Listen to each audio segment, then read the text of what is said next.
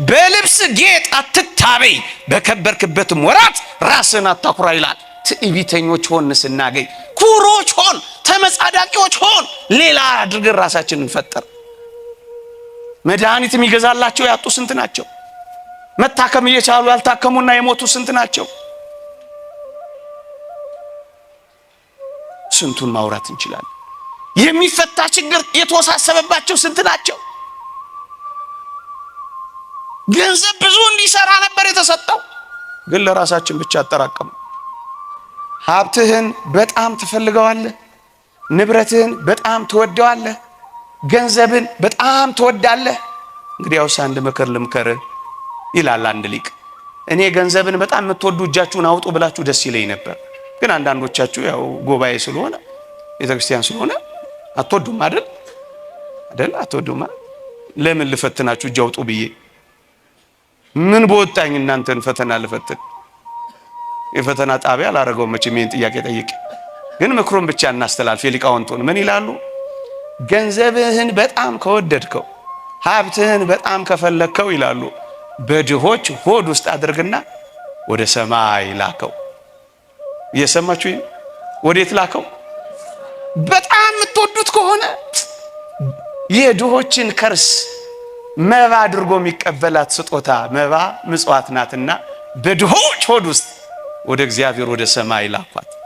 በጣም ትወዱታላችሁ ሀብታችሁ፣ በጣም ትወዱታላችሁ ገንዘባችሁን፣ በጣም ያስፈልጋችኋል ንብረታችሁ፣ ወደ ሰማይ ላኳት። እየሰማችሁ ነው? ወዴት ላኳት? ፈቃደኞች ናችሁ? ወደ ሰማይ። በዚህ በምድር ላይ ብታስቀምጡት ብልና ዝገት ይበላዋል፣ እውነት ሐሰት። በዚያ ግን ብልና ዝገት አይበላውም፣ እውነት ሐሰት። በዚህ ብታስቀምጡት ሌቦችን ይስባል፣ አጥሩን ጥሰው ግድግዳ ምሰው ግንብ አፍርሰው ጉድጓድ ቆፍረው ይሰርቁታል፣ እውነት ሐሰት። በዚያ ግን የሚደረመስ ግንብ የለም፣ በዚያ ግን የሚቆፈር ጉድጓድ የለም፣ በዚያ ግን የሚዘለል አጥር የለም። የሚበልጠው ቦታ ምን በሉት? ላኩት።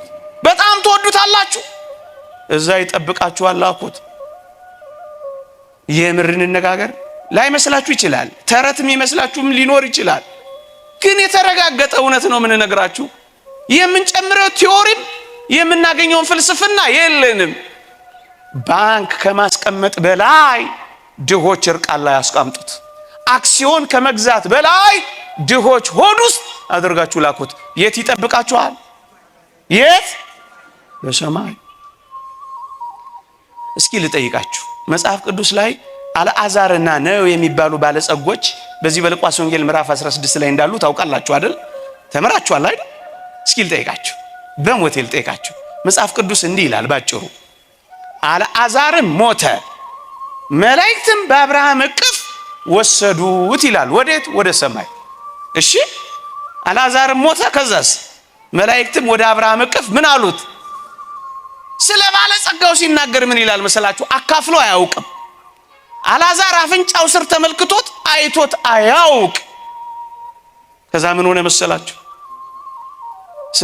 ስለ ባለጸጋው ሲናገር ባለጸግነት በራሱ የሚነቀፍ ነገር አይደለም። አደራ ስወጣ ጥቂት ባለጸጎች መጣችሁ አንገቴን እንዳታንቆኝ። ባለጸግነትን አይደለም የምንነቅፈው፣ ንፉግ ባለጸግነትን ነው የምንነቅፈው። እየሰማችሁኝ ነው? አለማካፈልን ነው የምንወቅሰው። ስለ ባለጸጋው ሲናገር መጽሐፍ ቅዱስ ምን ይላል መሰላችሁ? ባለጸጋው ግን ሞተ ካለ በኋላ ተቀበረ ይላል። ሰምታችሁኛል? እስኪ ልጠይቃችሁ፣ እንደ አልዓዛር መሆን ትፈልጋላችሁ? እንደ ነዌ እንደ ባለጸጋው? ጮክ ብላችሁ ንገሩኝ። የምራችሁን ነው? አልዓዛር እኮ በደዌ ነው ዘመኑን የጨረሰው። ሰምታችሁኛል? አልዓዛር እኮ ዘመኑን በድህነት ነው የጨረሰው። እንደ አልዓዛር ወይስ እንደ ነዌ? ምን ነው ድምጻችሁ ሳሳ? ድሃ እኮ ነው። ይሁን እንደ አልዓዛር እንዴ? ውሾች ቁስሉን ሲልሱለት የሚያባርርበት እኮ ጉልበት አልነበረውም። እንደ አልዓዛር እንደ ነዌ? የምራችሁን ነው? ተው። ኧረ ደህና ናቸው እነዚህ። አልዓዛር እኮ የሚጠጋበት ቤት የሚበላበት ምግብ የለውም እኮ እንደ አልዓዛር እንደ ነዌ። የምራችሁን ነው? እኔ እየተደነቅኩ ነው በዚች ምሽት። ለምንድን ነው ግን እንደዚህ የመረጣችሁት? ለምን? ከድህነት ጋር ደዌ፣ ከደዌነት ጋር መተው፣ ከመተው ጋር ቁስል። አስታማሚዎቹና ተንከባካቢዎቹ እኮ ውሾች ናቸው። የአልዓዛር እንደ አልዓዛር ወይስ እንደ ነዌ? የምራችሁን ነው? ለምን? ምን አንዲት ቃል ያሸነፈቻችሁ በእርግጠኝነት ምን የምትል? አልዓዛርም ሞተ፣ መላእክትም በአብርሃም እቅፍ። ፍጻሜውን አይታችሁ አይደል? ፍጻሜ ጅማሬ። እንግዲያው ሀብታችሁን ወደ ሰማይ ላኳት። በአመፃ ገንዘብ ለራሳችሁ ወዳጆችን አብጁ፣ በሰማይ ይቀበሏችኋል። እየሰማችሁኝ ነው? እቅፋቸው ውስጥ ትገባላችሁ። መልአከ ብርሃን የመጨረሻ ንግግሬ፣ መልአከ ብርሃን ሰላማ የሚባሉ ኢትዮጵያ ውስጥ ይኖሩ ነበር አሉ በጥንቱ ዘመን። እና ምን ያደርጋሉ መሰላችሁ? ዋና ስራቸው መመጽወት መስጠት ነው። ስጦታ ነው ዋና ስራቸው። እየሰማችሁኝ ነው? ከዛ ያዩዋቸው ሰዎች ምን አሏቸው መሰላችሁ? አንተ መልአከ ብርሃን፣ አቤት፣ እንደዚህ ሀብትህን የምትበትነው ገንዘብህን እንዴት ብትጠላው ነው? አትወደው አሏቸው አሉ። ባትፈልገው ነው እንደዚህ የምትበትነው አሏቸው አሉ። መልአከ ብርሃን ምን ብለው መለሱ አሉ? እኔም ልጆቼም ኋላ ወደ ምን ሄድበት ሀብቴንና ንብረቴን አስቀድሜ ብልከው ወደድኩት ወይስ ጠላሁት አሏቸው አሉ። ወደዱት ወይስ ጠሉት? ወደዱት ወይስ ጠሉት? ኋላ ወደ ምን ሄድበት አስቀድሞ መላክ ጥሩ ነው ጥሩ አይደለም? ሀብታችሁን ከፈለጋችሁ ንብረታችሁን ከፈለጋችሁ አስቀድማችሁ በድሆች እርቃን ላይ በድሆች ሆድ ውስጥ አስቀድማችሁ ወዴት ላኩት? ወዴት ላኩት?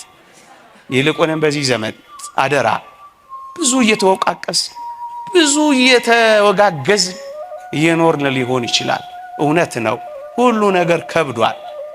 አንድ ነገር በማድረግ ግን አንዳችን ለአንዳችን ማቅለል ይገባል። እንተሳሰብ። ይቆየን። የእግዚአብሔር ቸርነት፣ የእመቤታችን አማላጅነት፣ የቅዱሳን በረከት ረድኤት አይለየን። እንድንኖረው እግዚአብሔር ይርዳን።